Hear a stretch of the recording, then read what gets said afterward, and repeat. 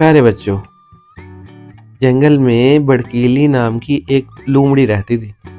लोमड़ी बहुत चालाक और मकार थी।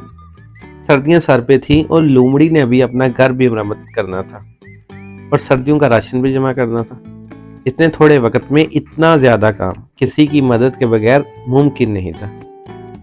रह रह के लोमड़ी की निगाह इंतहा बोलू पे पड़ रही थी। बोलू एक बारी बारकम और बोला वाला रीछ था जो ज्यादातर अपने काम से काम रखता था। एक दिन बोलू कहीं जा रहा था कि बी लोमड़ी उसका रास्ता रोककर खड़ी होगी। हाय हाय भाई बोलू, तुम भी अजीब हो, न सलाम न दुआ, कभी इतनी तौफीक नहीं हुई कि चल के बी लोमड़ी का हाल अहवाल ही दरियाफ्त कर लूं। भाई तुम्हारा तो खून ही सफेद हो गया है? लोमड़ी ने मसनूई अपनाइयत और मसनूई गुस्से से कहा। सदा का शर्मिला बोलू लोमड़ी के पे दर पे हमले से बौखला के बोला, बस भी लोमड़ी, जिंदगी इतनी मसरूफ हो गई है, कहीं आने जाने का वक्त ही नहीं मिलता। मैं अभी भी सर्दियों के स्टॉक के लिए बेरी के जंगल में शहद लेने जा रहा हूँ। शहद का नाम सुन के लोमड़ी के मुंह में पानी आ गया। हाँ ठीक है, हैर से जाओ, हैर से लौटो, लेकिन इतना याद रखना, पड़ोसियों के बड़े हकूक होते हैं मियाँ। और हाँ, शहद तो मुझे भी चाहिए सर्दियों के लिए।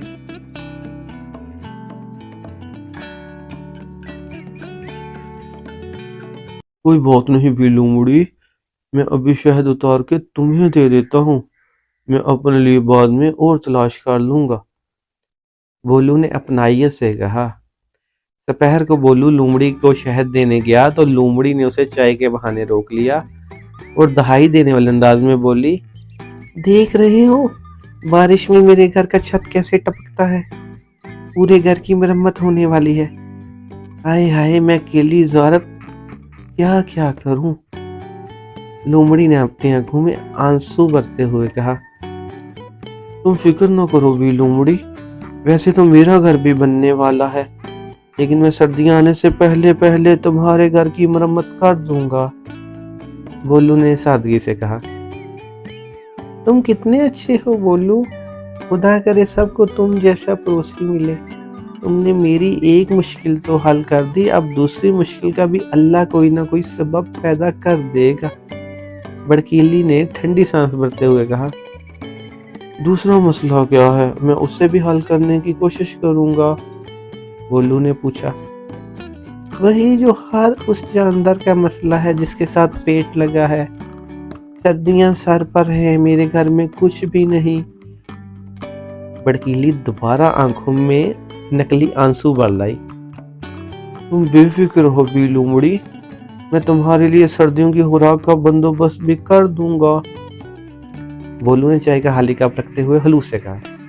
अगले कुछ दिनों तक बोलू ने दिन रात एक एक करके ना सिर्फ लोमड़ी का सारा घर नया बना दिया, बल्कि उसके घर खुराक से इतना भर दिया जो पूरी सर्दियों के लिए काफी था। लेकिन इस काम में इतने कीमती दिन जाया हो गए कि बोलू ना तो अपने लिए घर बना सका और ना ही खुराक इकट्ठी कर सका। जब सर्दियों की पहली बर्फबारी हुई तो जंगल के तमाम जानवर अपने अपने घरों में आतिशदान जलाए गर्म सूप और खानों से लुत्फ अंदोज हो रहे थे। भाई बोलू के जो एक उदासी से यहाँ वहां घूमता हुआ अपनी भूख को बहलाने की कोशिश कर रहा था। वो बहाने बहाने से कई दफा बड़कीली के घर के खिड़की के सामने से भी गुजरा। उसका ख्याल था कि खिड़की में बैठ के सूप और गर्म चॉकलेट पीती बी लोमड़ी उसे घर के अंदर बुला के कुछ खाने को देगी, लेकिन ऐसा लगता था बी लोमड़ी को बोलू दिखाई ही नहीं दे रहा। आखिरकार दूसरे दिन मजबूर होकर बोलू ने बी लोमड़ी के घर का दरवाजा खटखटाया। अभी ठहर जाओ, दरवाजा तोड़ दोगे क्या? बड़कीली बुड़बुड़ करती दरवाजे पे आई और बोलू को देख के उसका मुंह ही बन गया। मैं जहाँ से गुजर रहा था सोचा सलाम करता जाऊं। बोलू ने शर्मिंदगी से कहा। वालेकुम सलाम, वालेकुम सलाम। लोमड़ी ने दांत पीसते हुए दरवाजा दोबारा जोर से बंद कर दिया। बोलू को बहुत हैरत हुई, उसे यकीन नहीं आ रहा था ये वही लोमड़ी है जो कुछ दिन पहले तक उस पे सदके वारी जा रही थी। बोलू ने बड़कीली के घर का दरवाजा दोबारा खटखटाया। लोमड़ी ने दरवाजा खोल के उसे गजबनाक नजरों से देखा। آپ نے شاید مجھے پہچانا نہیں بی لومڑی، میں بولو ہوں، آپ کا پڑوسی۔ تمہارا کیا خیال ہے، میں اندھی ہوں یا میری یادداشت خراب ہے؟ لومڑی غصے سے دہاڑی۔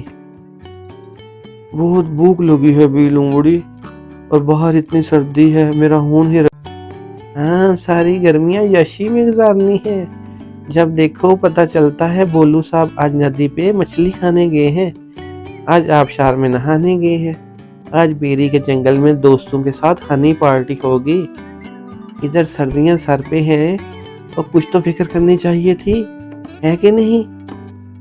بڑکیلی نے ڈبٹ کے پوچھا۔ بولو ہکا بکا رہ گیا، اس سے پہلے کہ وہ لومڑی کو بتاتا کہ میں تو تمہارے گھر اور تمہاری خوراک اکٹھی کرنے میں اتنا مصروف تھا کہ اپنے لیے کچھ بھی نہیں کر سکا۔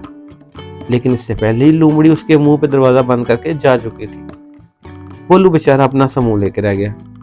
بولو کچھ دیر بڑکیلی لومڑی کے دروازے پہ کھڑا رہا، پھر مایوس ہو کے آبشار کی طرف چلا گیا۔ سردی کی وجہ سے آبشار بھی جم گئی تھی، جمی ہوئی جھیل کے نیچے مچھلیاں موجود تھیں، لیکن بولو کے پاس وہ اوزار اور مہارت نہیں تھی کہ وہ برف توڑ کے نیچے سے مچھلی پکڑنے کی کوشش کرتا۔ بولو گھومتا پھرتا آبشار کے پاس ایک غار میں چلا گیا، جہاں ایک خرگوش اپنی فیملی کے ساتھ رہ رہا تھا۔ خرگوش نے خوش دلی سے بولو کا استقبال کیا اور اسے شہد گرم کر کے پیش کی۔ 3 دن کے بھوکے بولو نے بڑی خوشی اور رغبت سے شہد پی لی۔ کچھ دیر بعد بولو نے جانے کی اجازت چاہی، حالانکہ اتنے گرم گھر سے اس کا جانے کا دل نہیں کر رہا تھا۔ تم بہت تھکے ہوئے لگ رہے ہو دوست، آج رات یہیں آرام کر لو، کل چلے جانا، خرگوش نے بڑے خلوص سے کہا۔ کیوں بولو اپنے نئے دوست کے ہاں رک گیا۔ اگلے دن خرگوش کے پڑوسی گلہری اور گرگٹ بولو کے پاس اپنی ذخیرہ کی گئی مچھلی لے کے آئے، جسے بولو نے بڑے مزے سے کھایا۔ تب ہی خرگوش نے تجویز پیش کی کہ کیوں نہ آبشار پہ جا کے برف کھود کے نیچے سے تازہ مچھلی کا شکار کیا جائے۔ بولو کو یہ آئیڈیا بہت پسند آیا، ویسے بھی اسے زیادہ دیر اپنے دوستوں پہ بوجھ بننا پسند نہیں تھا، ابھی تو ساری سردیاں آگے پڑی تھیں۔ خرگوش نے اپنے گھر سے برف کھودنے والے اوزار لیے اور سب آبشار کی طرف چل پڑے۔ وہاں جا کے ان سب نے آبشار کی جھیل کے اوپر والی برف کی تہہ توڑی اور نیچے سے جھیل کا پانی نکل آیا۔ سب دوستوں نے ٹھنڈے پانی میں ڈبکیاں لگانے کا ایڈونچر کیا اور اتنی دیر میں بولو نے بہت سی مچھلیاں پکڑ لی، جو گھر جا کے فرائی کی گئی اور سب نے پیٹ بھر کے کھائی۔ اگلے دن خرگوش اور اس کے دوستوں نے غار کے قریب ہی بولو کے لیے اس کے گھر کی تعمیر شروع کی۔ خرگوش کا دوست ٹنکو بندر گھر بنانے میں خصوصی مہارت رکھتا تھا، وہ بھی مدد کو پہنچ گیا۔ یوں سردی کے باوجود چند ہی دن میں بولو کا گھر بن گیا اور وہ خرگوش کے گھر سے اپنے گھر منتقل ہو گیا۔ یہ بولو کی زندگی کی سب سے اچھی سردیاں تھیں، اسے اتنے اچھے دوست اور زندگی کا سب سے قیمتی سبق جو ملا تھا۔ پیارے بچوں، وہ سبق یہ تھا کہ دوسروں کی مدد کرنے اور دوسروں کے ہاتھوں استعمال ہونے میں فرق ہے۔ کبھی کسی کو اجازت نہ دیں کہ وہ مدد کے بہانے خوشامد اور بے جا اسرار سے آپ کو اپنے مقاصد کے لیے استعمال کر سکے۔ اپنا بہت سا خیال رکھیے گا۔